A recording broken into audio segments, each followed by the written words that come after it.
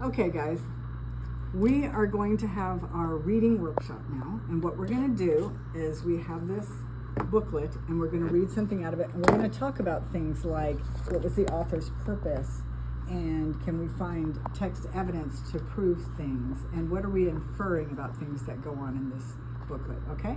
Okay. So let's start by going to page 4, and we're going to take turns reading, and we're going to ask questions about what we've read. This is about the American Revolution. Who remembers the American Revolution? Raise your hand. Okay, awesome. What happened in the American Revolution? Corbin. It started in the 1770s. Mm-hmm. Well, and then it was like because people were losing their jobs and some only like 1 out of 4 people had jobs. Oh, so there weren't very many jobs. Well, I don't know if Miss Clark taught you this in social studies, but the thing was they were colonists over here. So England sent a bunch of people over here and said, start some towns and have some shops and do some business there. And so they came over here and did that. But then England said, we're going to charge you taxes. And then they said, we're going to charge you more taxes. And they said, we're going to charge you even more taxes. And then England got into a war and they had to pay for it. So they said, colonists, we're going to make you pay for it. We're going to charge you even more taxes. And so the colonists said, we're tired of taxes, especially since you can't help us allow us to make our own rules. So they had a revolution. They rioted, they protested, okay? And because they were protesting, they said, we want to be independent. England said, no, you cannot. And they said, well, we're going to fight a war then, and if we win, we get our independence. And they did. And it wasn't just the men who helped their independence. Sometimes women helped. So in this booklet, we're talking about the revolutionary women, in other words, the women during the Revolutionary War who helped our cause. I say our cause because they won their freedom, which means they made our country. It wasn't a country before then, okay? So let's start reading. Quentin, can you start? We're just going to read until I tell you to stop, and then we'll talk about it. Okay. Women made almost 15% of the U.S. military today, but that was not the case during the American Revolution. In the 1770s, when the American colonies were fighting for independence, women were strictly forbidden for joining the military. Okay, let's stop right there for a moment. What do you think of that?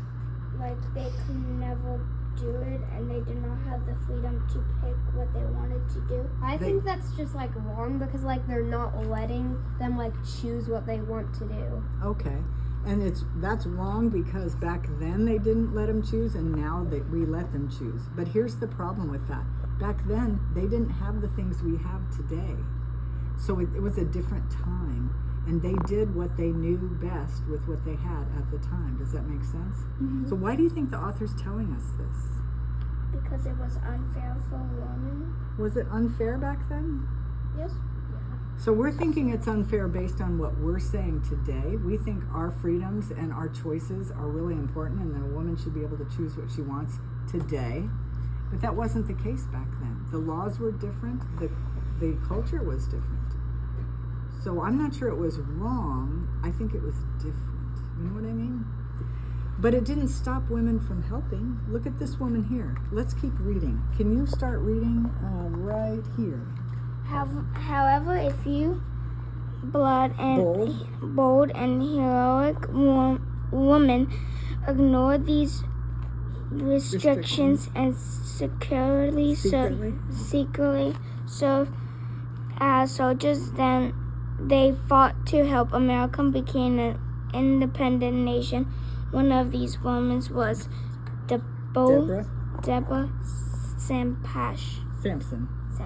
Okay, so this woman right here, this picture of her right here, shows that this woman said, I don't care if there's a rule that I can't be in the military. I'm going to do it anyway. And back then they didn't have all kinds of computers to tell who is whom. And so if she dressed up like a man and said she wanted to be in the army, they would take her. I wonder if she did that. Let's infer. What do you think she did to be in the military? I've seen this movie. Mm-hmm. Like, it was this movie, like, I forgot what it was called, but there was, like, bad guys coming, and then, like, this person her dad was like old and he couldn't fight. So she took his armor and sword and she cut her hair to look like a samurai. And then she joined the fight. What do you think Deborah Sampson did? The same thing they did. The same thing. Quentin, what do you think? I think that it's like when it said that, it's like she secretly disguised herself as like a man so that she could join the army. Yeah, so you just made an inference that she did it like Mulan, right? And you are finding the text evidence that supports that inference, because the text evidence says she secretly served as a soldier, right? Okay. All right, your turn. All right, joining the army. According to the National Women's History Museum, Deborah Sampson was born in 1760. Her father died when she was very young. Her widowed mother could not provide her Deborah and her brothers and sisters. Hold on one second. What does widowed mean? Do you know? Anybody? Like poor? No, when a woman and a man are married and one of them dies, the other one has been widowed. Not divorced, but widowed. But it's kind of like that. They don't have their marriage anymore. That one died, and so the one who's left has been widowed. So they call the woman a widow, and they call the man, if he survives, a widower. All right, go ahead. All right. So, from the age of 10, Deborah worked as an Indentured servant on a farm in Massachusetts. Instead of being paid, she worked in exchange for food, shelter, and clothing. Wait a minute, let's pause. Those words, indentured servant, can you take a look at those? They're darker than the rest. What does that mean? Quentin.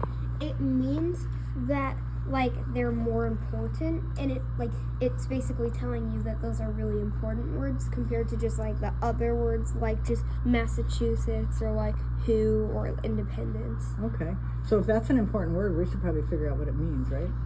Okay, what do you guys think it means? Indentured servant. Quentin. I think it might mean like she's serving people, kind of. Good guess. Servant tells you she's serving. So like servant, like almost like a slave. Almost like a slave. And then indentured, a little below it, it says like she doesn't work on money, food, shelter, and clothing. She might like indentured, like that's she doesn't want money and she likes just to live. Right. Good job, you guys. I love how you're using your background knowledge and your context clues to figure out what these words mean. Indentured servant is actually when a person can't pay for something, they tell somebody, if you give me that something, I will work for you for a certain amount of time. For free, basically. Well, for food, shelter, and clothing. So, for example, my family came over to the United States before it was the United States in 1750. And they probably didn't pay for their boat ride over here because my family wasn't rich. I wish they were, but they weren't. Anyway, so how they got here was they said, oh, captain of the ship, no, not the captain of the ship, oh, you landowner over in the colonies, if you will pay for my passage on this ship to get from here to there, when I get there, I'll work for you for 7 years, and all you have to do is give me food, shelter, and clothing, and I'll work for free, basically. Kind of like a slave for a certain amount of time, and they'll pay for the boat ride over here. And that's what happened to a lot of people because they couldn't afford to come over here. It was way more than people could afford back then. So, but they had to get here. So what did they do?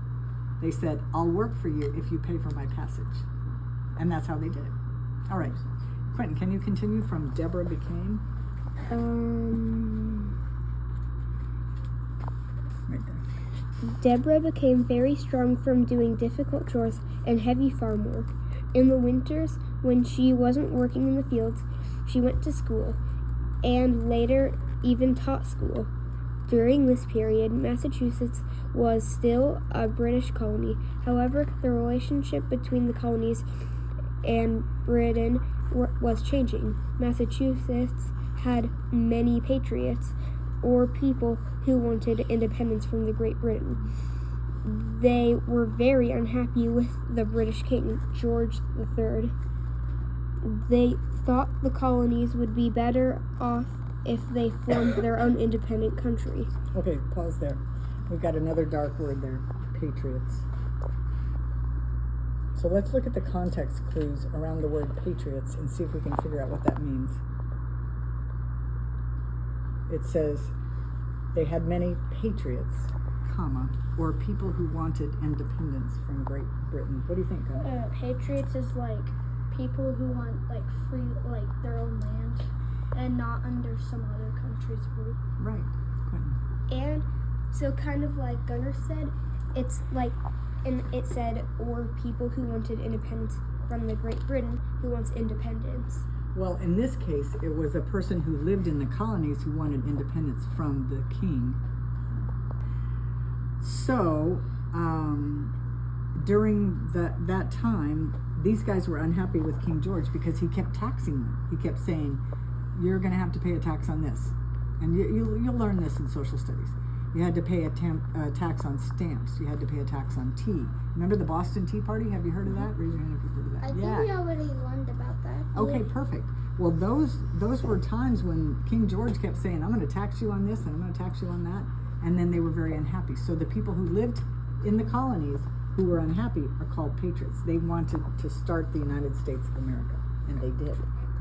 Okay, so in 1775, who's next for reading? I guess me. Okay. In 1775, war broke out between Britain and the colonies. 6 years later, when she decided that she wanted to join the war as an official soldier, according to Women's Heroes of the American Revolution. Do I keep reading? Yeah. Sampson first test whether her idea would work. She disguised up as a man and went out in public a few times. After going undetected in her disguise, she cut her hair short and disguised entirely in man clothes. Then, using the name Robert Shafterful, she joined the colony fight force known as the Continental Army. Okay. So when we're thinking about colonial times, we normally just think it's a bunch of guys who fought a war. George Washington was their general, and then he became the first president because he led them in a victory over England. But the women played a part too. Some of them did, like you said, Corbin, they dressed up like a man and they went and joined the military, because at that time all they had to do was say, I want to join the military, and the people who ran the military said, okay, and let them in, right? So this is one of the women who did that. So let's say, is this a fiction text or a non-fiction text? Probably non-fiction. Non-fiction. It's a true story about a woman named Deborah Sampson. Do you think everything in here is true, or is this a literary non-fiction like those stories we read? Yes. I think that it's all true. It's all true. You're right.